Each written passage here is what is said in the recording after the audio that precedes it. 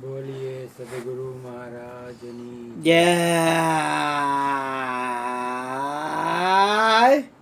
વાહ.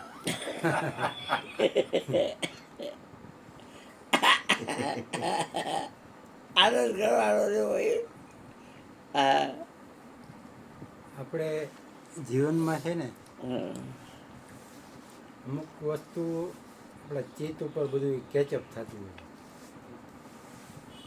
ચિત્ત પ્રદેશમાં બધું કેચઅપ થાય. એ અમુક વસ્તુ ભાઈ એવી રીતે કે છે ભૂલાય નહીં. હમણાં અમારે કેવું થયું કે એકવાર હમણાં અમારે સામે એક બેન ગુજરી ગયા, તો એમની બોડી લઈને સ્મશાને ગયા. સ્મશાને લઈ ગયા પછી તો એના કુટુંબીજનો એની બધી વિધિ કરતા હોય, હાઈરે ગયા હોય એ પછી બધા છૂટા છવાયા બેહવાનું જ હોય. એટલે અમે 3 જણા મહાદેવનું કંઈક મંદિર છે જૂનું રામનાથનું, ત્યાં બેઠા. એટલે બેઠા હતા ને ત્યાં થોડીક વાર થઈ ગયા, એક ભાઈ આવ્યો. એ ભાઈનો ચહેરો મને આમ જાણીતો લાગ્યો. મને એમ લાગે છે કે આ ભાઈ એ ભાઈની હું કામ કરી રહ્યો છું. એ પરિચય લે ઘણો ટાઈમ થઈ ગયો છે, 5-6 વર્ષ થઈ ગયા. એટલે મને એમ થયું હા હશે કે નહીં હોય, એ નક્કી નહોતું થતું. એટલે મેં બોલાવ્યા નહીં. પછી ભાઈ આ રામનાથમાં ગયા, થોડીક વાર બેઠા, એની પૂજા કરી, પછી આજુબાજુ ફર્યા.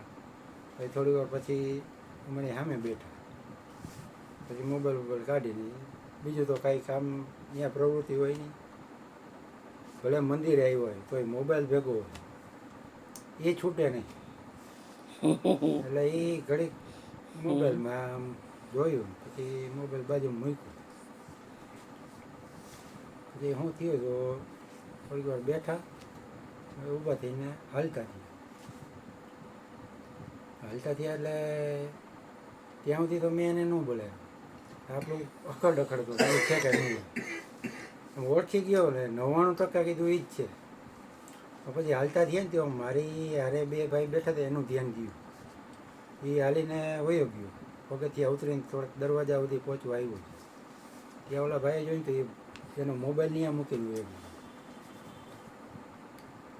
પછી મને કે ઓલા ભાઈનો કે મોબાઈલ લઈ ગયો. તો પછી મોબાઈલ મેં લીધો નહીં, એ ભાઈને બોલાવવા દોડ્યો. પછી વળી વૈયા જાય ને તો આ રહી જાય. એટલે દોડીને એને બોલાવ્યો. પછી એને મેં કીધું ભાઈ તમે આ ભાઈ? તો કે હા. એ કે હું જ છું. કાં? એ કે ભાઈ તમે એમાં બેઠા તો તમારો મોબાઈલ એમાં રહી ગયો. ઓહો એ કે.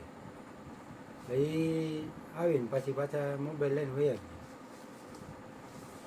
એ ભાઈનું મેં કામ કરેલું ને મને પૈસામાં લબડાવ્યું.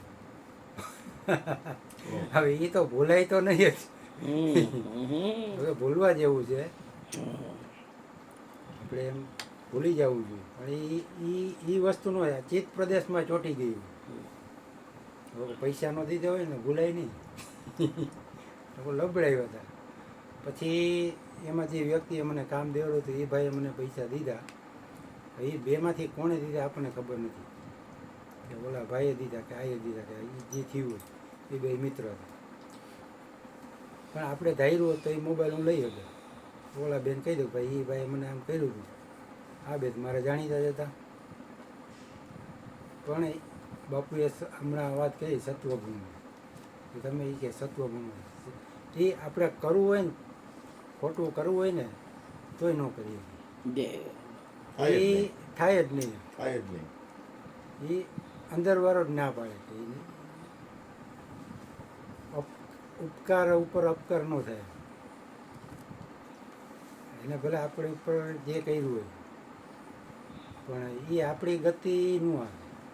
તમે એકવાર ગોરધનભાઈ કીધું એકવાર કે અહીંથી આવતો હતો ને 2 જણા કે આમ ગાયરું દઈને નીકળી ગયા. ઘડીક વાર તો એમ થઈ ગયું કે ઊભો રહીને બેગ ખેંચી લઉં. પછી એમ થયું જવા દે. સત્સંગમાં જવું ને કે ક્યાં કે માથાકૂટ કર્યું. આ બનેલા બધા પ્રસંગ છે. કાંઈક ને કંઈક આપણા જીવનમાં હા એવું બનતું ભાઈ જ હોય. સંત તો કેવા હો તમે લોકો. એ થોડીક વાર તો આપણે અસર થઈ જ જાય, એ ભૂલાય નહીં. એમ તમે ભૂલવા માગો તો ન ભૂલે એવી અસર ચિત્ત પ્રદેશમાં થાય. બોલે લેંગાવાળા જેવું થાય. હવે લેંગો પહેરવો ને પહેરજો. પહેરજો પહેરજો. એ બાપુને આપણે અહીંયા કોઈ ચીજ આપી હોય ને આપણે ભૂલવું હોય તો એ બાપુ યાદ કરાવે કે ઓલું તમે લઈ ગયા હતા એ જ છે આ કે તમારો લેંગો પહેર્યો ઓલાને ભૂલવું હોય તો ન ભૂલવું. પણ ખરેખર આપીને ભૂલી જવા જેવું છે. દઈને ભૂલી જાઓ નિષ્કામ તો જ કહેવાય ને. તો તમે કર્મ કરતા નથી. ફળની ઈચ્છા ન હોય તો જ નિષ્કામ, નહીં તો શું. વ્યભિચારની ભક્તિ તો બધાય કરે છે, અવ્યભિચારની ભક્તિ કરવાની છે. એટલે આ એક જીવનમાં એ બનેલી સત્ય ઘટના રજૂ કરી. ગાંધીજીનું જીવન કેવું, એને એમ કહ્યું કે મારું જીવન એ જ મારો સંદેશ. એની પોતાની આત્મકથા લખી છે, સત્યના પ્રયોગ. સત્યના પ્રયોગ કરે એટલે મુશ્કેલી તો આવે. સત્ય હાલવું કંઈ સહેલું તો નથી. હાલી એટલે બાપુ જ કહે ભાઈ સત્ય હાલો એટલે સબકા વેરી બધા વેરી. એમ સંતને એવું કંઈ હોય નહીં, પણ એમ થાય કે આ જગતને લોકો હવે આ હું મંડાઈ પડે કાયમ એકની એક વાત, હું આત્મા છું, આત્મા છું, આત્મા એ જ સાંભળો જવું જોઈએ. એ તો આપણે ઘરે યાદ કરીએ છીએ, પણ એટલું યાદ નથી રહેતું કે આપણે આત્મા છીએ. એના માટે આપણે સત્સંગમાં આવવું પડે, એ યાદ કરવું. એ કપડાં ધોવાનો નહીં બધા હાબુ આવે. સત્સંગ એ શું તો કે મનનો મેલ કાઢવાનો હાબુ જ છે. સત્સંગમાં જાય તો કાંઈક થોડુંક ધોવાય, બાકી તો આખો દી કચરો ભેગો થાય જ છે. બાપુ ભાઈ આપણે પાણી ભરવાનો લોટો હોય કે કાગળ કે હાંડો રોજ વિછેરવો પડે. વિચારવું જ પડે કે હોનાનો હોય તો કે હોનાનો એની વાત નથી. આપણે કાંઈ હોનાનો ઘડો નથી. આપણે તો એ છે જ સ્ટીલના પિત્તળના જે કીવી, એટલે આપણે રોજ વિચારવા પડે, રોજ વિચારવા પડે. એટલે સત્સંગમાં આવવાથી કાંઈક તો યાદી થાય. એમ સમય યાદ તો જાય છે. ભલે નિત્ય નથી આવતું, ને કરતો એમ કે ભાઈ નિત્ય સત્સંગમાં જાવું, જ્યાં સત્સંગ હોતા હે વहाँ નિત્ય જાઓ તો.